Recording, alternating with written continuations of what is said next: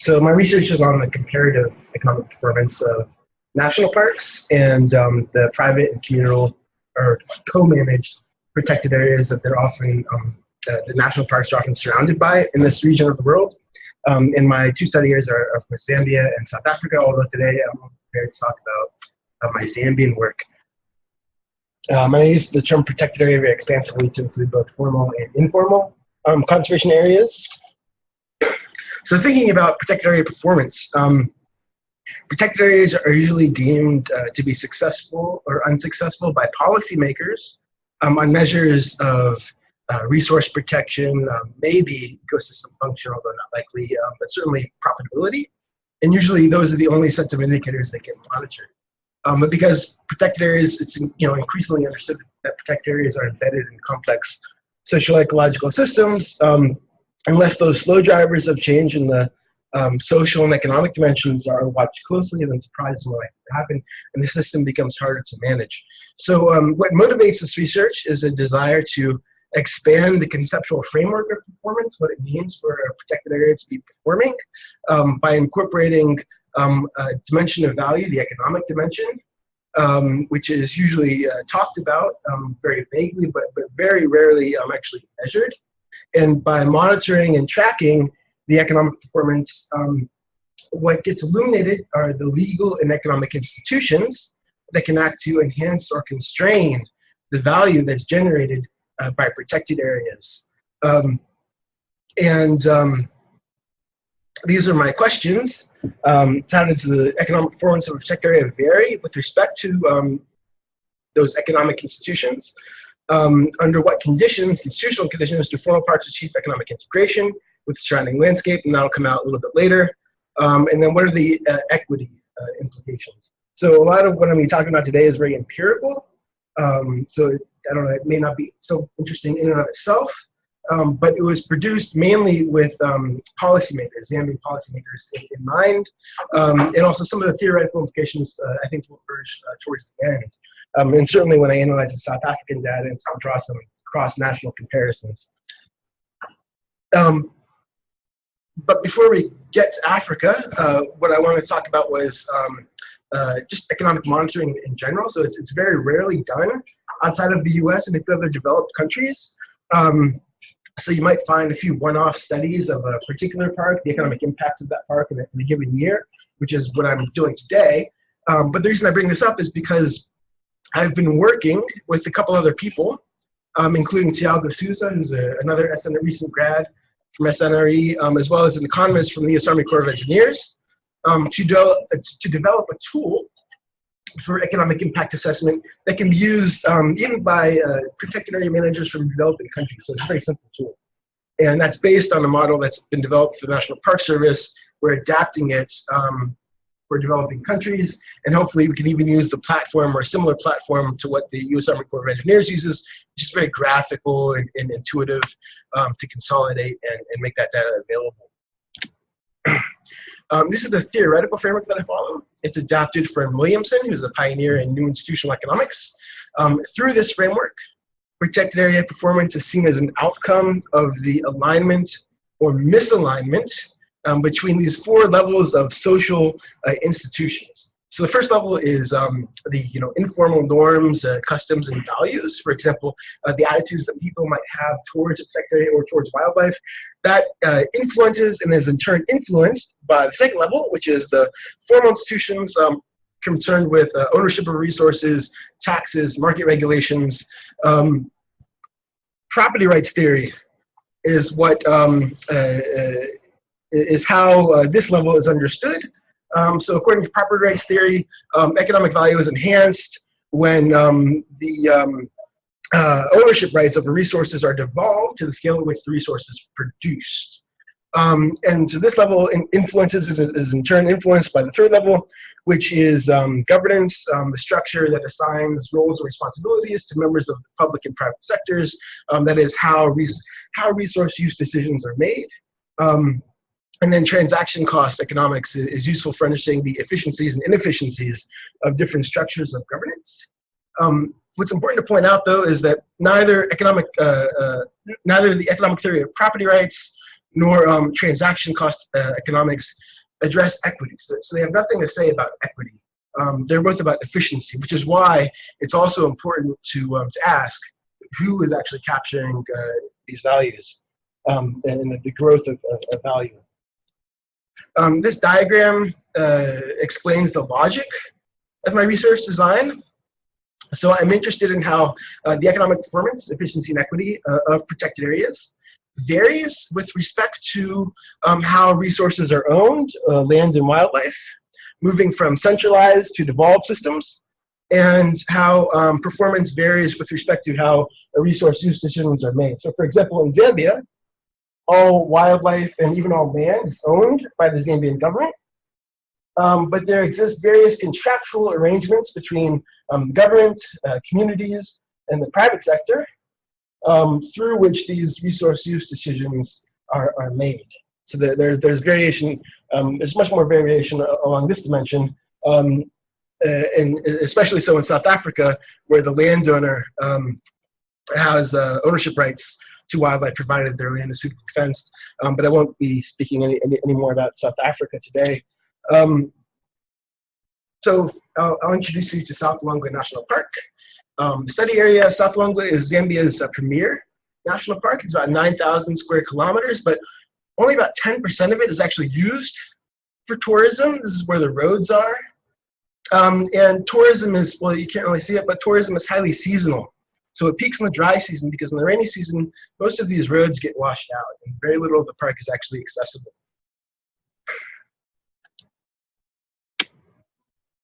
I wanted to give you a little profile of park visitors. The typical park visitor is a Westerner.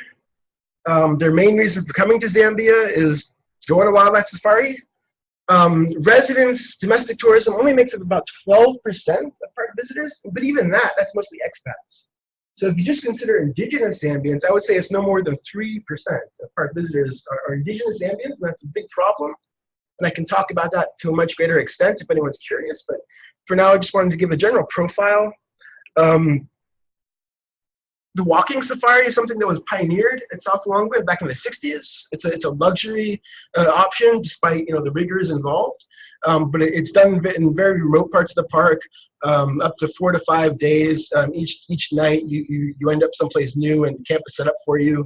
So that's in the high end, where prices can reach $1,300 a night. The low end, if you have your own tent, you can camp for $10 a night or stay in the dorm.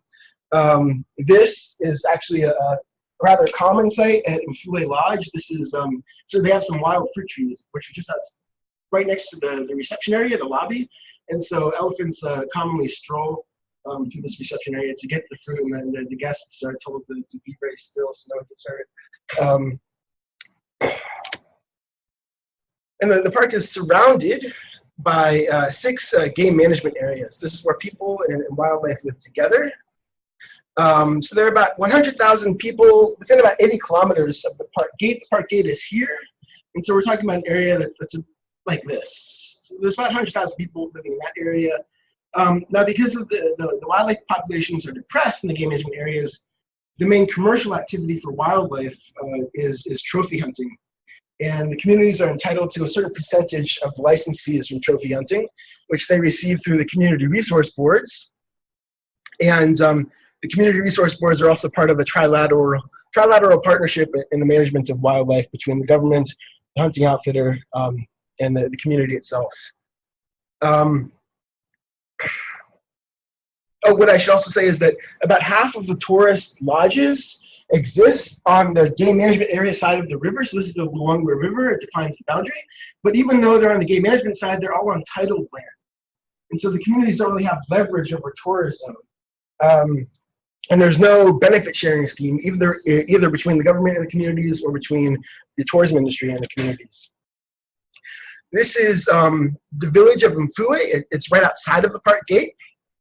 And it's part of the local area, as well as these 6 chiefdoms. 5 of them were included in a livelihood survey that was done by Shylock and Luangwa, who's another SMU student. There are no cattle in this part of Zambia. Instead, local residents, they engage in some subsistence maize farming.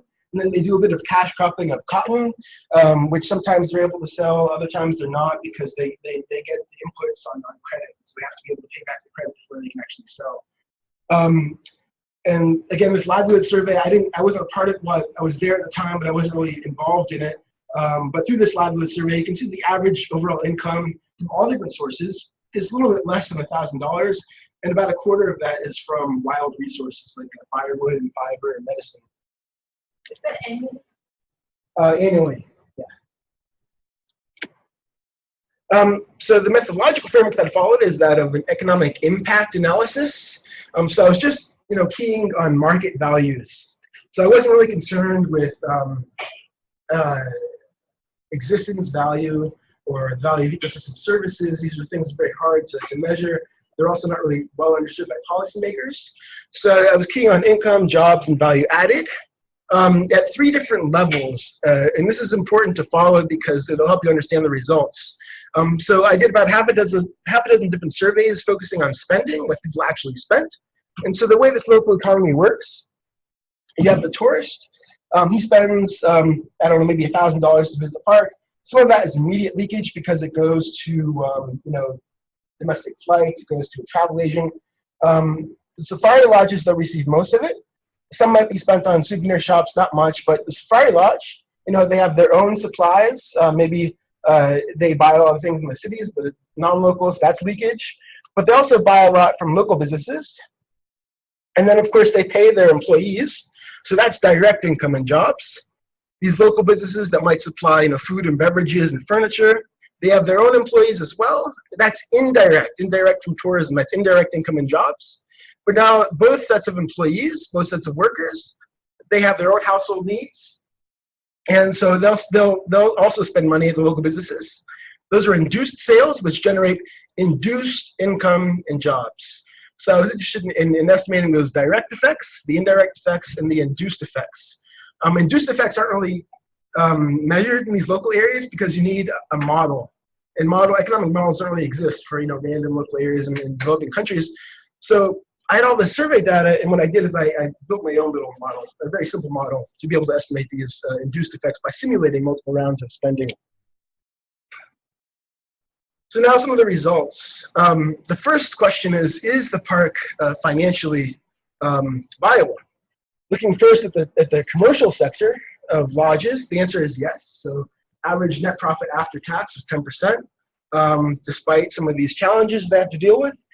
Importantly, this doesn't include about $100,000 they spend each year just on maintaining and even constructing park roads. Those roads are public, so they become accessible by all, even though it's the commercial lodges that are investing in them. I don't really know whose responsibility that is, but it's a potential issue, and it's a controversial issue between the park authority and the lodges. Second question is the protected area as a whole financially viable? So is South Oil National Park financially viable? I was able to get access to their books, to their financial records. And the first thing you notice is there's a large gap, unfortunately, in their donor income and their expenditures. But what's clear is that the park was heavily dependent on donor funding until about 2009 or so, when donor funding dropped out, and the park finally fledged, financially becoming at least financially profitable.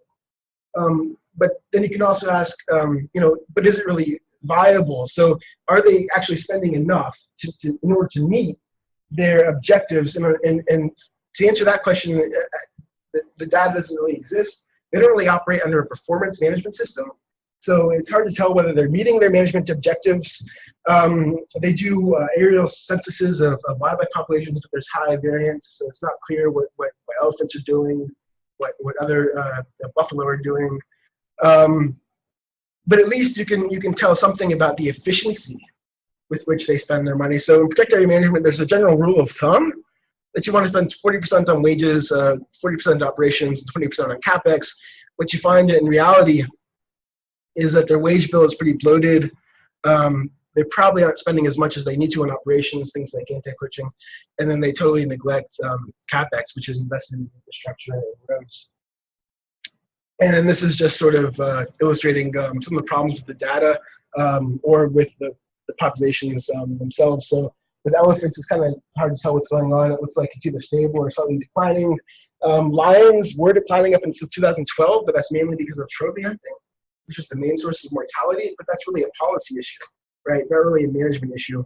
But overall, wildlife populations within the park are only about 16% of potential carrying capacity, and I guess you can take issue with how this is measured. I'm not really sure, but the point is that it's very low. Also, what relates to the efficiency with which protected area management is done is the fact that the Department of National Parks and Wildlife, which manages the park, they're supported by these two conservation NGOs. And despite the fact that the combined budget of these two NGOs is a tiny fraction of what the park spent in 2015, they are highly effective at what they do.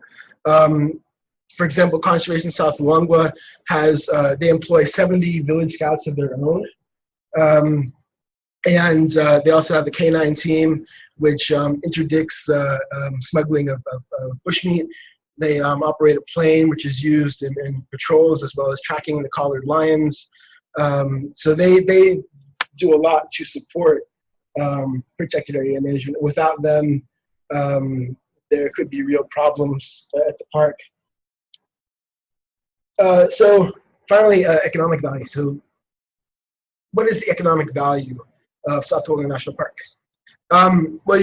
So tourists in 2015, they spent about $31 million to visit the park. So you can call it a $31 million park, but really most of that value immediately leaks out of the local economy, even the national economy. So it's not a very sales isn't a very meaningful measure of value, and which is why I focus instead on value added and personal income. So in 2015, in the local area, that is the 6 closest chiefdoms in Mambwe district, about $15 million in added value was generated. And of that, about $3.7 million was taken home as local salaries and wages. And that $3.7 million in salaries and wages was distributed across about 1,473 jobs, in the both in tourism and outside of tourism, not including the park employees. But importantly, it does include these induced jobs, which is a significant amount, right? The average wage is about $216 a month, which is 3 times the minimum wage. You can ask, is that enough to live on? Well, certainly it's much higher than the average income, as you saw in the slide just a couple minutes ago. But if you ask, is it enough to save, you'll find that savings are really low. So only about 6% of income from tourism is actually saved. But when you consider that, it supports over 5,000 dependents, and about 1/5 of income is sent to family members living outside of the household, it probably accounts for the low savings rate. And then to measure those national level effects, I had to rely on a model of the Zambian economy known as a social accounting matrix. It captures the flow of money between 72 different industry, household, and government accounts. That's what's depicted here. And then through a process of matrix inversion, I fed the spending data from my surveys into the model in order to estimate those direct, indirect, and induced effects at the non-local but national level. And when we do that, South Luangwa becomes a $38 million park. That's in value added. In other words, that's GDP, Zambian GDP. And for every $3.7 million of income earned in the local area, another $17 million is earned non-locally but nationally. So to sort of illustrate what this means, some of this indirect income would include maybe if there's some guy who works at a soda bottling plant in Lusaka, which is the capital city. These lodges, they buy soda for their guests. So he would take home a wage every day. Part of that wage comes from tourism to South Luangwa National Park, that's indirect income. Then he goes home and say he buys, or he goes to the store, he buys some mealie meal, some maize, cornmeal for his family, which is the staple. That mealie meal, that corn was grown by a farmer in some other part of the country which has nothing to do with the park. That farmer takes home an income. Part of that is from South Luangwa National Park. That's induced income. And then even that farmer will go maybe to a local store, he'll buy a bicycle tire, and then whoever works at that store will take home an income. Part of that income comes from the park as well. So would any of those individual transactions have occurred without the park? Probably, but on the aggregate, what this is saying is that this much economic activity would not have occurred were it not for the park. Of course, you can talk about, if the park wasn't there, maybe something else would be there, maybe a mine, but in economic impact studies, those opportunity costs aren't usually considered. So there are a lot of numbers here. What do they actually mean? To put it in context and to try to capture or try to estimate some of those opportunity costs, I compare the multiplier effect of park tourism to the multiplier effects from other sectors of the economy. What this means is that for every dollar spent on South Luangwa National Park tourism, considering those direct and indirect effects, about 97 cents is captured, and it ranks above all other economic sectors. I do want to make sure I did this analysis right, so I'm not so confident of it right now, but this is what I have. So apparently the park tourism outperforms all other sectors of the economy in terms of the value captured from consumer spending at the park. Coming back down to the local level, the lodges do procure about $1 million worth of goods and services from the local area each year. Now, most of that is cost of sale, so it's immediate leakage. But about $100,000 of that is produced locally. So we're talking about fruits and vegetables and furniture and natural building materials.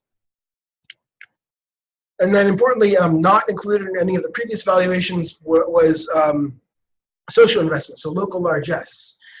Each year, about $1.5 million is donated to local NGOs, and about half of that goes to conservation, resource protection, the other half to education, access to water, and so forth. About half of this comes directly from tourism. So some of the lodges participate in a scheme whereby a levy is tacked on to the nightly rate. And that levy is donated to these NGOs. The other half is leveraged international contributions. So what happens is a tourist will visit the park, they'll go home, but they'll continue to spend money. They might even set up a charitable trust. And so donations continue into the future. Those donations probably wouldn't have happened were it not for the park, in the first place. And then I wanted to discuss one particular project, which was started by this organization called Project Luangwa. So one of the local problems is that girls miss about a week of school every month because during the time that they menstruate, because they lack the resources or the funds that are needed to purchase disposable sanitary pads.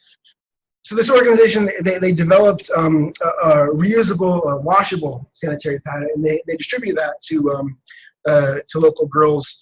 And I mention that because I'm going to come back to it in just a couple minutes. If you look at the data from the business survey, that is the survey of local non-tourism businesses, you can see that the growth in non-tourism businesses in the local area has generally mirrored the growth in tourism, especially after the first major investments in tourism infrastructure in the late 90s, and then after the road was paved to the nearest town, Chapada, in about 2010. So this isn't the number of businesses in the local area. This is the first year of operation for currently operating businesses. So it's a rough proxy of the rate of growth for each of these years. And then if you combine the data from different spending surveys, you can say that about 57% of the local non-tourism business economy is attributed to tourism.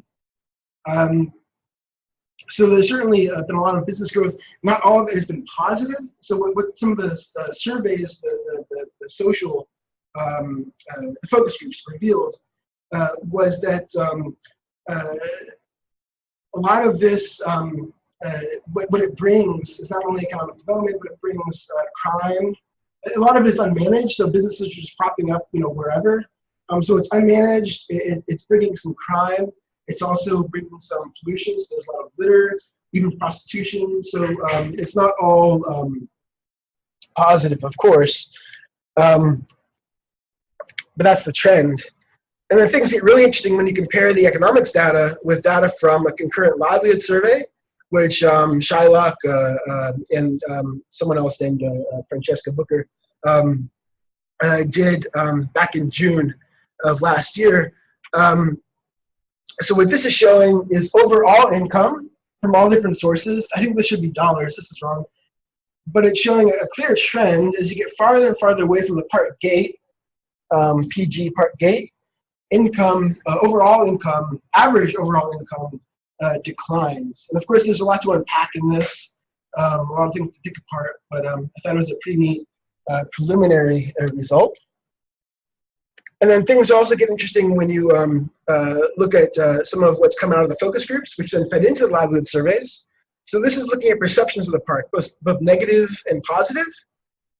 So on the negative side, very unsurprisingly, but unfortunately, local residents, they still are very much aggrieved by human-wildlife conflict and also harassment by park officials. So those are real problems, and I don't really measure that in my research.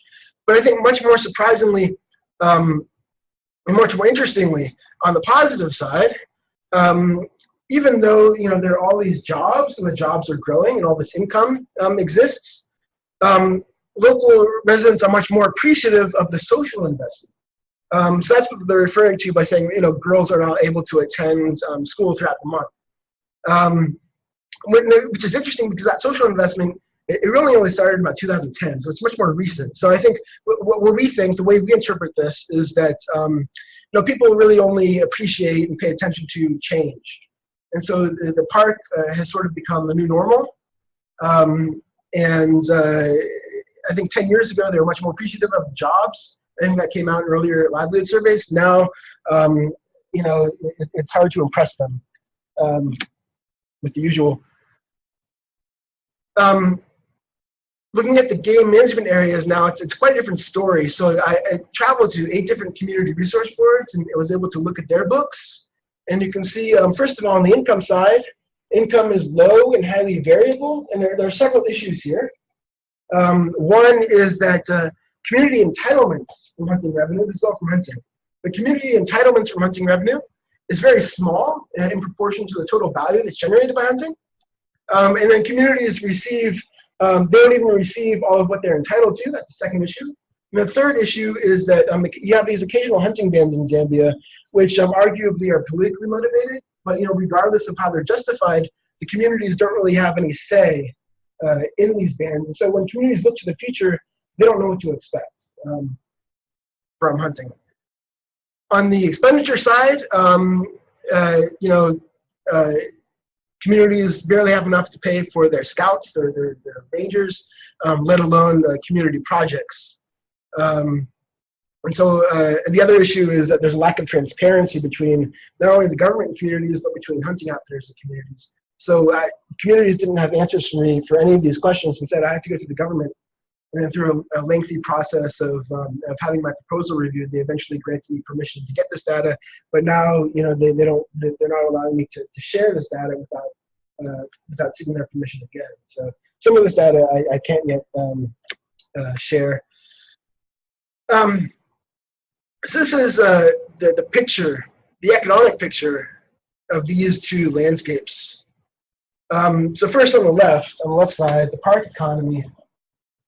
On a budget of about $3 million, an income economy of $20 million, not including about $6 million in taxes, is supported. So if the base contracts, the whole economy is likely to topple over. And even now, I mean, even currently, it's already being propped up by these conservation NGOs. So I think this is an argument not only for retaining this devolved fiscal governance structure within the park authority with the park and within the park management agency, but this is I think this is also an argument for increasing public investment in the park, especially in tourism infrastructure. so that this economy can grow even further. Now, I haven't really talked much about equity, but that's because I'm still doing some analysis. I think the way to tackle equity is to consider the distribution of value at two different levels. So there's the distribution of value within the local area, which I think will be revealed somewhat by the livelihood surveys, as well as the economic surveys I did. And then there's distribution between the local area and the non-local area. And then if you consider, what's actually measured, there's returns to labor and there's returns to capital. And then within each, you can talk about non-local returns and local returns to labor. You can talk about non-local returns, local returns to capital. And so what I'd like to do is to compare this with other sectors of the economy. So, for example, the returns to labor combined with the returns to capital, the local portion of the returns to labor and the local portion of the returns to capital are about 45 to 50% of the overall returns to labor and capital combined. And I don't really know what that means, but I'd like to look at mining, see what data I can find in mining and other sectors of the economy, maybe in Zambia, maybe actually and to make some of those comparisons. But anyways, on the right side, on the looking at the GMA wildlife economy that's based around hunting, against costs of human wildlife conflict and foreground land use, which I didn't even measure, the benefits from hunting are really next to nothing. And what I did, because I had the quota data and the data on the utilization of hunting quotas, I was able to estimate the market value of the wildlife resources that these communities actually sold. And although I can't give exact figures, I can tell you it's at least 4 times what communities actually receive from hunting. So you can conceive of that as the cost of centralized ownership. Remember that diagram, that's the cost of being on the left side of that diagram where ownership of wildlife is centralized. So that can change overnight just by policy reform. And then in the long term, if incentives for managing wildlife are strengthened with greater returns, then it's possible to imagine a situation where the wildlife populations grow, and so you're not just quadrupling this returns from the resource, but you're maybe even seeing returns that are 10 times what it is currently. But of course, that rests on a number of other assumptions, which I don't really test with my research. So I think there are a couple points to make. So I read out a conclusion here. So I think park tourism has attracted significant but unmanaged growth in the GMAs, economic growth. With weak wildlife institutions in Zambia, community benefits from wildlife use in the GMAs are few. So an economic incentive for organizing around resource and land use planning ahead of further economic growth in the game management areas is therefore minimal, despite consumptive use being more tightly coupled to the underlying resource, which is wildlife. And so as a result, devolved fiscal governance for the park agency is aligned with wildlife-based economic growth, whereas centralized institutions in the surrounding landscape work against wildlife-based economic growth, and the divergence may increase conflict between people, wildlife, and the government. So this economy is large and it's growing. This economy is small and potentially shrinking. And so the greater the divergence, probably the greater the conflict. So I think another point to be made is that the government, in managing a park, can't rely solely on those fiscal levers of protector management. They have to start operating those policy levers as well.